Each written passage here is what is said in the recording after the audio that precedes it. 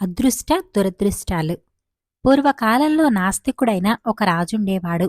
అతడు స్వశక్తినే తప్ప ఇంకే శక్తిని నమ్మేవాడు కాదు. అతడి నమ్మకాలు ఎలా ఉన్నప్పటికీ పరిపాలన చక్కగా ఉండటంచేత ప్రజలు సుఖంగా జీవిస్తూ ఉండేవారు. రాజు ఏడాదిలో 1 నెలపాటు మారువేషంలో ఒంటరిగా రాజ్యమంతా తిరుగుతూ ప్రజలకు తన పట్ల ఎటువంటి అభిప్రాయం ఉన్నది, వారి కష్టసుఖాలు ఏమిటన్నది గమనిస్తూ ఉండేవాడు.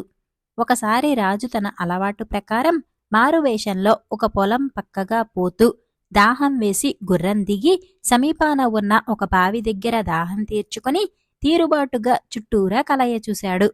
అలా చూడటంతో బావికి కాస్త ఎగువన ఉన్న పెద్ద మర్రి చెట్టు కింద విచారంగా కూర్చొని ఉన్న ఒక పేదవాడు అతడి కంటపడ్డాడు. రాజు వెంటనే పేదవాడి దగ్గరకు పోయి, "ఏం పెద్దయ్యా, అలా కూర్చున్నావేం? ఏమిటి బాధ?" అంటూ పలకరించి తను పక్కనే చతికిలపడ్డాడు. పేదవాడు విచారంగా, "ఏమని చెప్పేది బాబూ, ఊహ వచ్చిన దగ్గర్నుంచి కష్టాలే కాని సుఖం అన్నది ఎరుగను కదా" అన్నాడు. "ఏం, బతుకు తెరువుకు ఎక్కడా పని దొరకటం లేదా ఏం?" అంటూ రాజు ఆరా తీశాడు. "వేరెక్కడో పనెందుకు బాబూ, అదిగో ఆ కనపడే 3 తాడి చెట్ల దాకా ఉన్న పొలమంతా నాదే. ఆ దయామయుడి కటాక్షమే లేకుండా పోయింది అంతే" అంటూ భగవంతుణ్ణి తలుచుకుని చేతులెత్తి దన్నం పెట్టాడు పేదవాడు. రాజుకు వెంటనే పేదవాడి మీద సర్రున కోపం వచ్చింది. ఆయన మూర్ఖుడు అనుకుని తన కోపాన్ని అదుపుచేసుకుంటూ, "ఒళ్ళొంచి పనిచేస్తే సుఖపడటానికి జానెడు పొలం చెక్క చాలునే" అన్నాడు. పేదవాడు ఆ మాటకు నొచ్చుకుని, "బద్ధకమన్నది ఏ కోశానా ఎరుగను బాబూ, గత 3 ఏళ్ల బట్టి ఏం జరుగుతున్నదో వింటే మీకే తెలుస్తుంది వినండి" అని మొదలుపెట్టాడు. "వరి వేశాను, విరగ పండింది. ఈ ఏడు నా అదృష్టం బావుందిలే అనుకుని పంటంతా బస్తాలకెత్తి ఇల్లు చేర్చాను. ఇల్లంటే లంకంత కొంపనుకునేరు, రెల్లుగడ్డి కప్పిన మట్టి గోడల ఇల్లు మాది.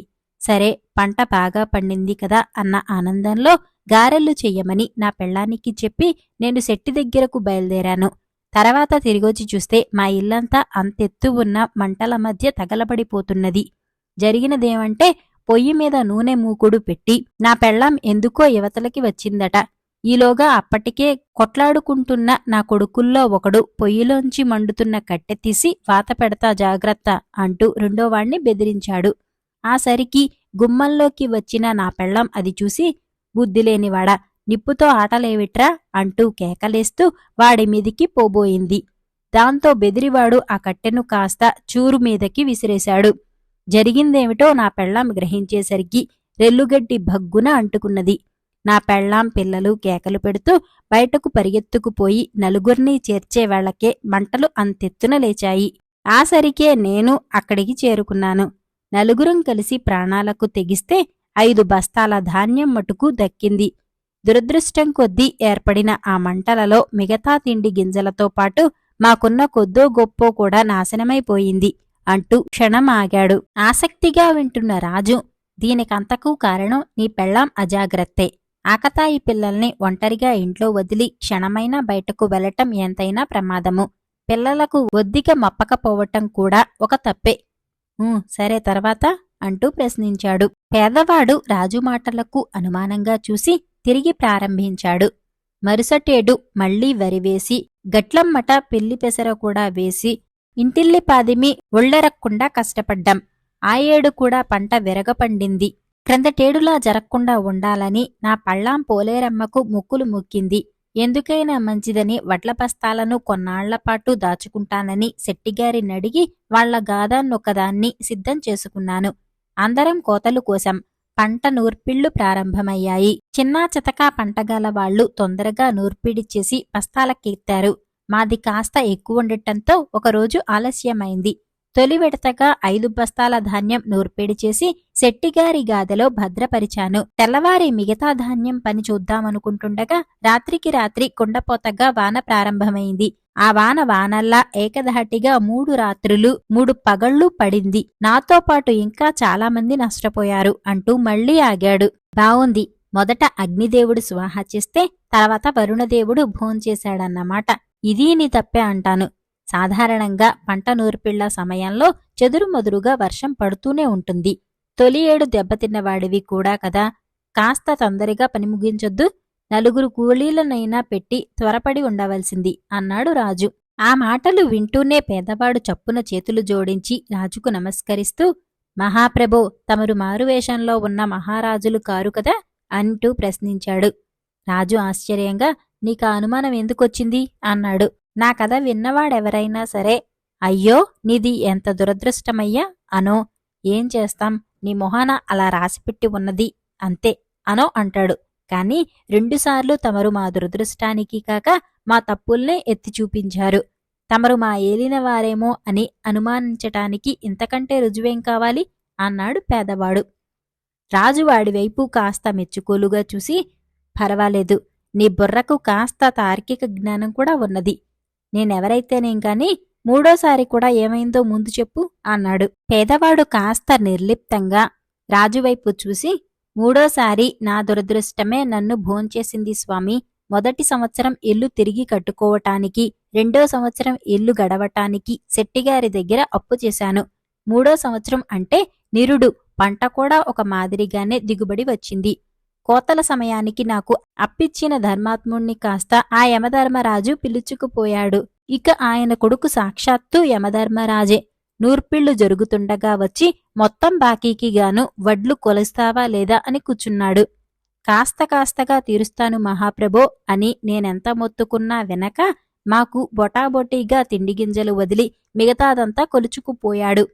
అయినా నా బాకీ మొత్తం చెల్లుబాటు కాలేదట. అంచేత నా పొలాన్ని కూడా ఆ మహానుభావుడే స్వాధీనం చేసుకుని నన్నే కమతం చేసి తిండిగింజలు మాత్రం కొలుచుకోమని దయతలిచాడు. ఈ ఏడాదంతా రెక్కలు ముక్కలయ్యేలా కష్టపడ్డాను. అదుగో ఆ పైరు చూడండి ఎంత పచ్చగా కళకళలాడుతున్నదో. కోతల సమయానికి శెట్టి కొడుకు గద్దల్లే వచ్చి వాలి నా కష్టఫలాన్నంతటినీ ముక్కున కరుచుకుని నా నోట ఎంత దుమ్ము కొట్టి పోతాడు. పోనీ గ్రామాధికారికి ఫిర్యాదు చేద్దామా అంటే ఆయన ఈ శెట్టి కొడుక్కి సాక్షాత్తు పిల్లనిచ్చిన మామ. ఇక నా గోడు చెప్పుకోవటానికి ఆ సర్వేశ్వరుడు తప్ప ఇంకెవరున్నారో మీరే చెప్పండి అంటూ పెద్దగా నిట్టూర్చాడు. పేదవాడి మాటలకు రాజు కోపం తెచ్చుకొని, మూర్ఖుడా, అన్యాయం జరిగినప్పుడు చెయ్యవలసిందేదో చెయ్యకుండా సర్వేశ్వరుడా, దయామయుడా అంటూ పిచ్చికేకలు పెడుతూ కూచోబట్టే నీ బతుకిలా అధ్వానమైంది. గ్రామాధికారి కాకుంటే మండలాధికారి లేడా? మండలాధికారి కూడా చేతకాని వాజమ్మే అయిన పక్షంలో సాక్షాత్తు ఈ దేశాన్నేలే రాజులేడా? ఎవరో ఒకరికి ఫిర్యాదు చేసి న్యాయం జరిపించుకోవాలి కాని ఇలా అరువు కేకలు పెట్టి ఏం లాభం అన్నాడు. ఆ మాటలు విని వినగానే పేదవాడు మళ్లీ చేతులెత్తి రాజుకు నమస్కరిస్తూ, మహాప్రభో, తమరు సాక్షాత్తు మా రాజుగారే, సందేహం లేదు. ఇక నా సంగతంటారా, నన్ను ఆ దురదృష్టదేవత పట్టి పీడిస్తున్నది. అదృష్టవంతుణ్ణి చెడిపేవాడు లేడు, దురదృష్టవంతుణ్ణి బాగుచేయగలిగేవాడు లేడన్నది నా గట్టి నమ్మకం. అందుకే నేను ఎక్కడికి పోకుండా ఆ దేవాది దేవుణ్ణి నమ్ముకున్నాను అన్నాడు. తను రాజని గ్రహించి కూడా పేదవాడు తన ధోరణిని విడిచిపెట్టకపోవటం చూసి రాజుకు మరింత కోపం వచ్చింది. అతడు వ్యంగ్యంగా, అయితే మరింకేం, పొలంలో ఈ పాటి కష్టం కూడా చేయటం దేనికి? ఇంట్లో మునగ తీసుకుని పడుకుంటే మాత్రం నీ దేవుడు నీకు అన్ని ఏర్పాట్లు చేయకపోతాడా? నీ అదృష్టం నిన్ను అందలం ఎక్కించకపోతుందా అన్నాడు. రాజుకు బాగా కోపం వచ్చిందని గ్రహించి కూడా పేదవాడు ఏమాత్రం జంకక, గాలిలో దీపం పెట్టి దేవుడా నీదే భారం అనే మొట్ట వేదాంతాన్ని నేను చెప్పటం లేదు ప్రభో. మన ధర్మంగా మనం దీపం చుట్టూ రక్షణగా చేతులు పెట్టాలి. ఆ పైన భగవంతుడి దయ. అదృష్టం బావుందా దీపం నిలుస్తుంది, లేదా లేదు. కూటికి గతిలేని నాకైనా అదే సూత్రం, మహారాజులైనా మీకైనా అదే సూత్రం అన్నాడు. ఇక కోపం అణుచుకోవటం అసలు ఏమాత్రం సాధ్యం కాలేదు రాజుకు. అతడు మండిపడుతూ, దౌర్భాగ్యుడా, ఇప్పుడు నేను మీ శెట్టి కొడుకును మందలించి నీ పొలం నీకు తిరిగి ఇప్పిస్తే కూడా నువ్వా దేవుణ్ణే కీర్తిస్తావు కాబోలు అన్నాడు. పేదవాడు వినయంగా, పొరపాటు మహాప్రభో, మిమ్మల్ని ఆ సర్వేశ్వరుణ్ణి కూడా కీర్తిస్తాను. మంచివాళ్లు ఈ లోకంలో ఆ భగవంతుడి దూతలు. నా బోటి దురదృష్టవంతుల్ని ఆదుకోమని ఆ దేవుడు మీలాటి మంచి మనసున్న వాళ్లను పంపిస్తాడు. అంచేత ఇద్దరికీ నేను సర్వదా కృతజ్ఞుణ్ణే అన్నాడు. రాజుకు అక్కడికక్కడే ఆ పేదవాణ్ణి నిలువునా కొరత వేయించాలనిపించింది. అతి కష్టం మీద అతడు తన ఆవేశాన్ని అణుచుకుంటూ, సరే, ఇంతకు నువ్వనేదేమిటి? అదృష్టవంతుణ్ణి చెడిపేవాడు, దురదృష్టవంతుణ్ణి బాగుచేసేవాడు లేడని, ఉంటే గింటే ఆ దేవుడొక్కడేనని, అంతే కదా అని ప్రశ్నించాడు. పేదవాడు నమ్రతగా, నా నమ్మకం అదే ప్రభో. రాకాసిదీవిలో నన్ను తీసుకెళ్లి పారేసినా సరే నాకు అదృష్టం పట్టవచ్చు. నన్ను మీ సరసన కూచోబెట్టుకుని రాజధానికి తీసుకువెళ్లినా నా దురదృష్టం నన్ను వదలకపోవచ్చు అన్నాడు. మూర్ఖుడైన ఆ పేదవాడికి ఎలా బుద్ధి చెప్పాలా అని ఆలోచిస్తూ రాజుకు పేదవాడి మాటలు వినగానే ఒక ఆలోచన వచ్చింది. అతడు ఆనందంతో చిన్నగా చప్పట్లు చెరచి, ఒరే మూర్ఖుడా, నువ్వు చెప్పినట్టే నేను నిన్ను రాకాసిదీవికి పంపుతున్నాను. 6 నెలలకు సరిపడే ఆహార పదార్థాలు కూడా ఇస్తాను. 6 నెలల పాటు ఒంటరిగా రాకాసిదీవిలో బతుకు. అదృష్టం కోసం నీ దయామయుణ్ణి ప్రార్థించు. లే, తక్షణం నాతో బయల్దేరు అంటూ లేచాడు. రాజు మాటలకు పేదవాడు క్షణకాలం నిర్ఘాంతపోయాడు. ఆ దేశానికి ఉత్తరపు ఎల్లగా ఉత్తుంగ తరంగాలతో ఘోషించే సముద్రం ఉంది. ఆ సముద్ర తీరం నిత్యం వచ్చిపోయే వ్యాపార నౌకలతో ఎంతో సందడిగా ఉంటుంది. సముద్ర వ్యాపారం చేసే వర్తకులు కూడా ఆ దేశంలో చాలా మంది ఉన్నారు. వారి పుణ్యమా అని సముద్ర మధ్యంలో ఉన్న రాకాసిదేవి గురించి దేశంలో పసిపిల్లలు మొదలు వృద్ధుల దాకా అందరికీ తెలిసింది. సముద్రం మధ్య భాగంలోంచి పయనిస్తున్న నౌకలలోని నావికులకు ఆ ప్రాంతాల పచ్చటి చెట్లతో కళకళలాడుతూ ఎంతో రమణీయంగా ఉండే దీవి కనిపిస్తుంది. చాలా కాలం క్రితం, అంటే ఆ దీవి గురించి తెలియని రోజుల్లో వ్యాపారస్తులు అక్కడ ఆగేవారు. అలా ఆగిన వాళ్లలో 2-3 తప్పించుకొని తిరిగి నౌక చేరటం దాదాపు అసంభవమయ్యేది. మిగిలిన వాళ్లంతా ఆ దీవిలో ఉన్న ఒక వింత రాక్షసుడికి ఆహారమైపోయేవారు.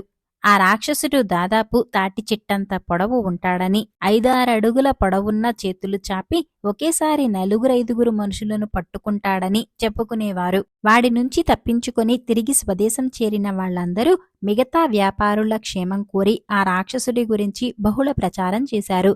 ఆ కారణంగా అది రాకాసిదీవి అయింది. గత ఎన్నో సంవత్సరాలుగా ఆ దీవి మీది కాలు మోపుదామని అనుకున్నవాడు లేడు. ఇప్పుడు ఆ దీవికే రాజు తనను పంపదలుచుకుంటున్నాడని వినగానే పేదవాడికి ఒళ్ళు చల్లబడింది. వాడు వణుకుతున్న స్వరంతో, మహాప్రభో, ఏదో మాట వరసకు నోరు జారిన పాపానికి నా మీద పిసరంతైనా కనికరం లేకుండా అంతటి శిక్ష విధించటం తమకు తగునా అన్నాడు. పేదవాడి భయం రాజుకు ఆనందాన్ని కలిగించింది. అతడు నవ్వుతూ, ఈ శిక్ష నుంచి తప్పించుకోవటం నీ చేతుల్లో ఉన్న పనే. నువ్వు ఇందాక మాట్లాడిన మాటలన్నీ శుద్ధ తప్పులని ఒప్పుకుంటివా? ఈ క్షణాన్నే నీ పొలం నీదవుతుంది. నీకంటూ అసలు బాకీలే ఏమీ ఉండకపోగా మరికొంత పొలము, డబ్బు, బంగారం కూడా దొరుకుతాయి అన్నాడు. పేదవాడు క్షణకాలం ఆలోచించాడు. అతడికి తను నమ్ముకున్న దైవం గుర్తొచ్చాడు. పుట్టిన దగ్గర నుంచి పెద్దలు నూరిపోయగా తన రక్తంలో జీర్ణించుకుపోయిన నమ్మకాలు, విశ్వాసాలు గుర్తొచ్చాయి. వాటన్నిటినీ గాలికి వదిలేసి బాగుపడటం కంటే నీచమైనది మరేదీ ఉండదనిపించింది. తక్షణం వాడు దృఢంగా, ప్రభో, నాకు రాకాసదీవిలో చావాలని రాసిపెట్టి ఉంటే దాన్ని తప్పించటం ఎవరి వల్ల కాదు. మీ మాట ప్రకారమే నన్నక్కడికి పంపించేయండి. ఆ పైన ఆ భగవంతుడే ఉన్నాడు. నా భార్యా బిడ్డల జీవితాలంటారా? మీ దయ వాళ్ల ప్రాప్తం అంటూ చేతులెత్తి రాజుకు నమస్కరించాడు. ఆ మాటలు వినగానే అంతవరకు రాజు మనసులో ఏమూలో పేదవాడి పట్ల ఉన్న కాస్త కూస్తో జాలి కూడా ఎగిరిపోయి రాజుకు పంతం హెచ్చింది. అతడు తక్షణం పేదవాడి ద్వారానే గ్రామాధికారికి కబురు పంపి పేదవాడి కుటుంబం మొత్తాన్ని తనతో పాటు రాజధానికి తీసుకుపోయేందుకు కావలసిన ఏర్పాట్లు చేయించాడు. అసలు సంగతి ఎవరికీ తెలియనందున అందరూ పేదవాడికి అదృష్టం కలిసి వచ్చిందని ఈర్ష్యపడ్డారు. రాజధాని చేరుతూనే రాజు పేదవాడి భార్యాబిడ్డలకు వసతి ఏర్పాట్లన్నీ చేసి పేదవాడి ప్రయాణానికి కావలసిన ఏర్పాట్లు కూడా రహస్యంగా చేశాడు. రాజు నిర్ణయించిన రోజున ఒక చిన్న నౌకలో సరంగు, 4 భటులు మాత్రమే పేదవాణ్ణి తీసుకుని ప్రయాణమయ్యారు. బయలుదేరే ముందు రాజు పేదవాడితో, సరిగ్గా 6 నెలల తర్వాత ఇదే రోజున ఇదే నౌకను, ఈ భటులను మళ్లీ పంపిస్తాను. అప్పటి వరకు నువ్వు బతికే ఉన్న పక్షంలో సరిగ్గా ఆనాటికి తీరానికి వచ్చి నిలబడు. వీళ్లు ఖచ్చితంగా 3 గంటల పాటు మాత్రమే అక్కడ నీకోసం చూస్తారు అని చెప్పాడు. పేదవాడు అంగీకారంగా తల ఊపి మనసులోనే దైవ ధ్యానం చేసుకుంటూ నౌక ఎక్కి కూర్చున్నాడు. సరంగు నౌకను వేగంగా నడిపి చేరవలసిన దానికి చాలా ముందుగానే రాకాసదీవి చేర్చాడు. వెంటనే భటులు తాళ్ల నిచ్చెనను కిందకు దింపి పేదవాణ్ణి త్వరగా దిగిపోవలసిందిగా కంగారు పెట్టారు. పేదవాడు రాకాసిదీవి మీద కాలు మోపటం తడవుగా ఆహార పదార్థాలున్న మూటలను, ఇతర సామాగ్రిని భూమి మీదకు విసిరేసినట్టుగా పడవేశారు. ఆ పని పూర్తయిన మరుక్షణం నౌక తిరిగి ప్రవాహంలోకి చొచ్చుకుంటూ పోవటం ప్రారంభించి చూస్తుండగానే నిమిషాల్లో కనుమరుగైంది. చుట్టూరా అనంతమైన సముద్రం, మధ్యలో భూమి, ఆ భూమి మీద పేదవాడు ఒంటరిగా మిగిలాడు. ఒక్కసారిగా దారుణమైన ఒంటరితనం చుట్టుముట్టగానే పేదవాడికి భరించలేని దుఃఖం వచ్చింది.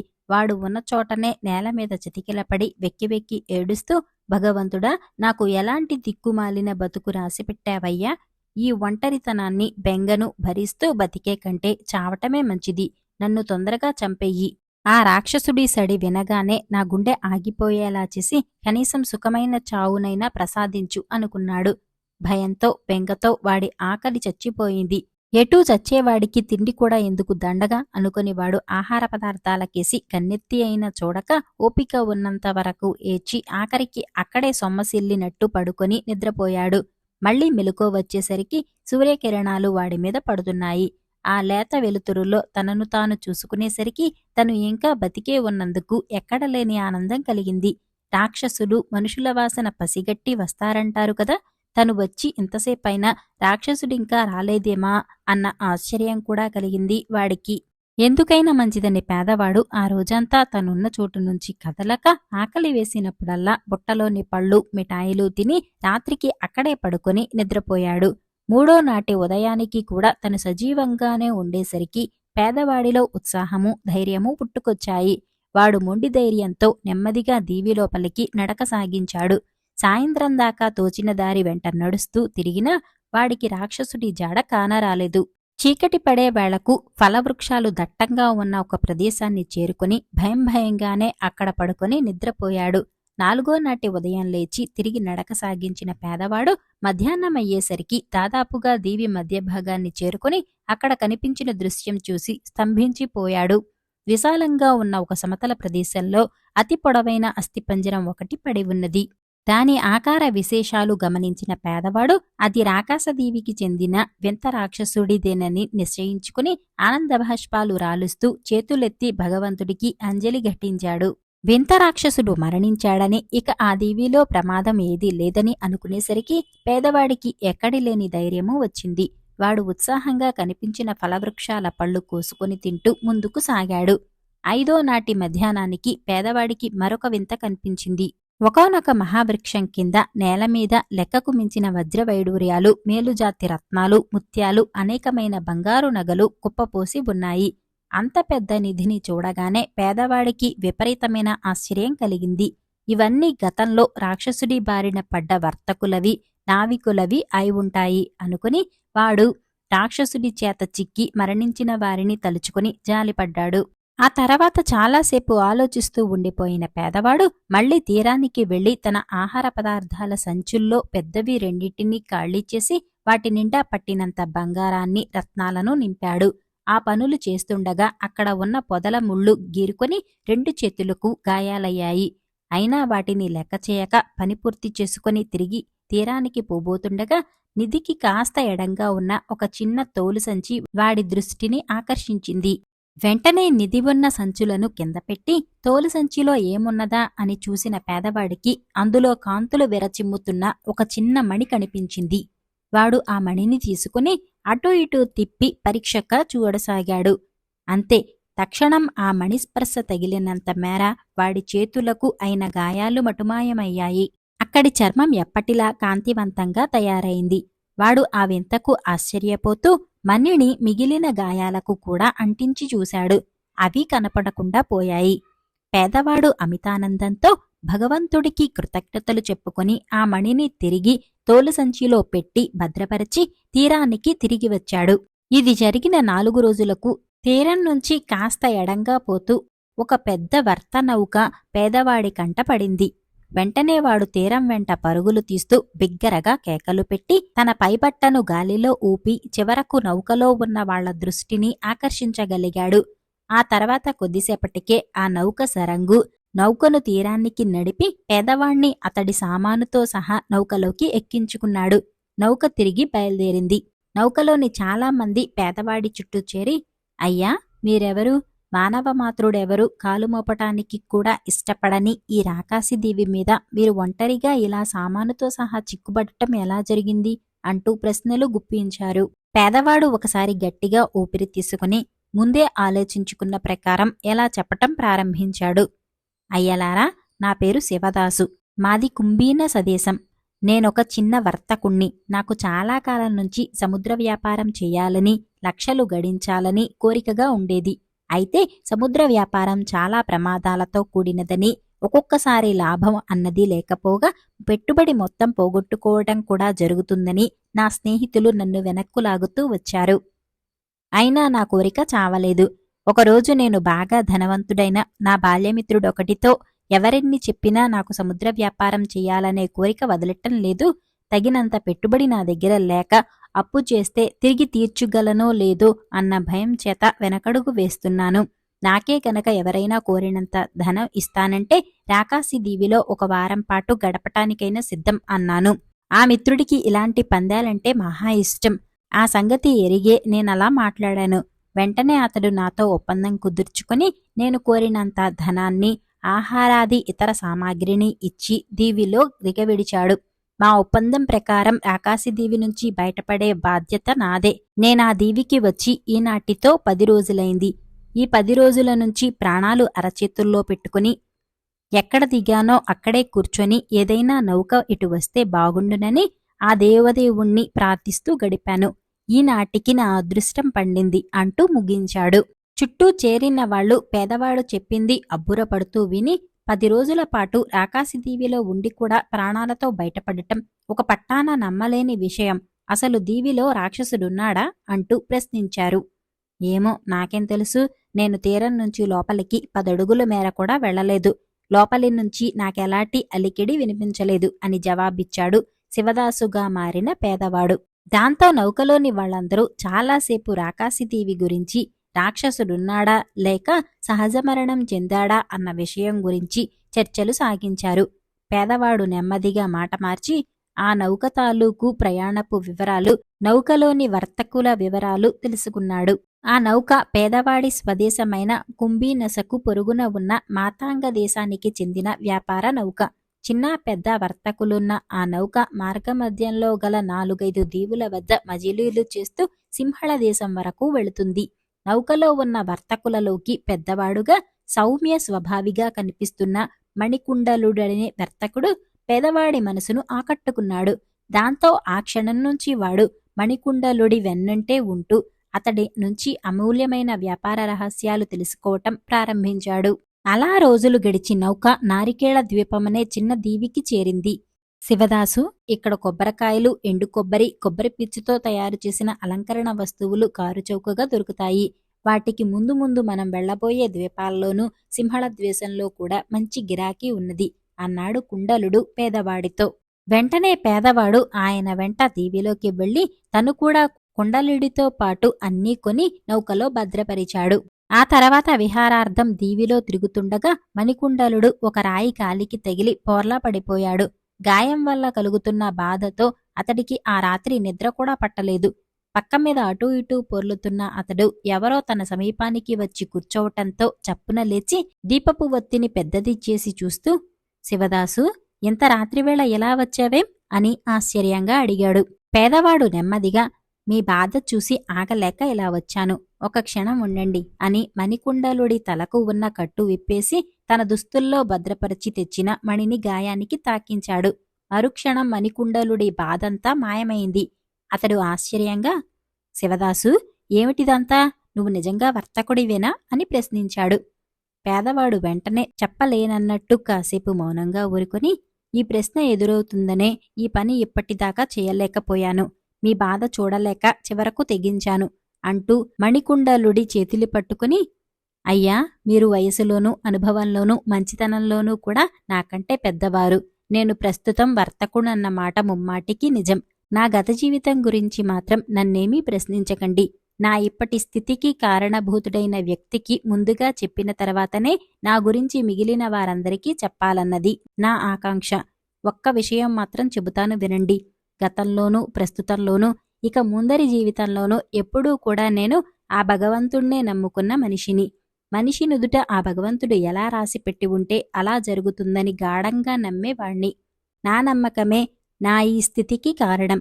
నా వ్యాపార జీవితంలో ప్రథమ గురువులు మీరు. నన్ను నమ్మి ఆశీర్వదించండి అంటూ చేతులెత్తి నమస్కరించాడు. మణికుండలుడు ఆశ్చర్యంగా అంతా విని పేదవాడి తలమీద అప్రయత్నంగా చెయ్యి వేసి ఆశీర్వదించాడు. పేదవాడు తన వద్ద ఉన్న మహిమగల మణిని తాకించి మణికుండలుడి బాధను పోగొట్టిన తర్వాత వాళ్ళిద్దరూ మరింత సన్నిహితులయ్యారు. మణికుండలుడు పేదవాడికి ఎన్నో వ్యాపార సూత్రాలు, మర్మాలు వివరంగా చెప్పాడు.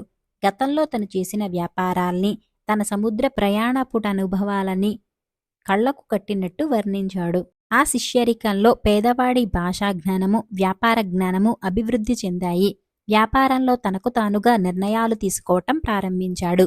ఆ విధంగా పేదవాడు రాకాశీదేవి మీద కాలు మోపిన నాటి నుంచి సరిగ్గా 4.5 నెలల తర్వాత దీవి మీద దొరికిన ధనానికి రెట్టింపు ధనాన్ని, ఇంకా అనేకమైన అమూల్యమైన వస్తువులను వ్యాపారంలో సంపాదించి మణికుండలుడికి తన గుర్తుగా అనేక బహుమతులు ఇచ్చి వీడ్కోలు తీసుకుని స్వదేశానికి తిరుగు ప్రయాణమయ్యాడు. పేదవాడు స్వదేశానికి చేరేసరికి మహారాజు నిర్ణయించిన 6 నెలల గడువు పూర్తవటానికి ఇక 15 రోజుల వ్యవధి మాత్రం మిగిలి ఉన్నది.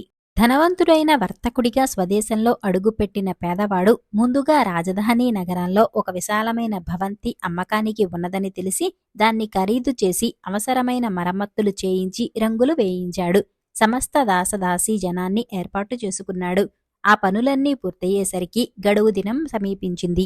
గడువు పూర్తయ్యే రోజున పేదవాడు గొప్ప వర్తకుడి వేషం ధరించి రాజు కోసం అనేక కానుకలు తీసుకుని గుర్రపు బగ్గీలో రాజదర్శనానికి బయలుదేరాడు. అనేక ఊహలతో అంతఃపురం చేరిన అతడికి రాజు గత 2 నెలల నుంచి స్వస్థతగా లేడని, ఆయన వీపు మీద లేచిన వ్రణం ఒకటి ఎంతటి ఘనవైద్యులకు లొంగక రాజును కళ్లనీళ్ల పర్యంతంగా బాధిస్తున్నదని తెలియవచ్చింది. ఆ వార్త వింటూనే పేదవాడు నివ్వెరపోయి ఈ 15 రోజుల నుంచి తన పనుల్లో తానుండి మహారాజు గురించిన వార్తలేమీ తెలుసుకోనందుకు బాధపడుతూ హుటాహుటిన మళ్లీ ఇంటికి వెళ్లి అపూర్వమణిని తీసుకువచ్చాడు. ధనిక వేషంలో హుందాగా ఉన్న పేదవాడికి రాజదర్శనం సులువుగానే లభించింది. వాడు వెళ్లేసరికి చిక్కి శల్యమై కళాకాంతులు కోల్పోయి ఉన్న రాజు తల్పం మీద సొమ్మసిల్లినట్టుగా ఒక పక్కకు తిరిగి పడుకొని ఉన్నాడు. 6 నెలల క్రితం తనతో ఎంతో ఆత్మస్థైర్యంతో మాట్లాడిన వ్యక్తిని ఆ స్థితిలో చూసేసరికి పేదవాడికి గుండె కరిగి నీరైంది. కళ్లలో నీళ్లు తిరిగాయి.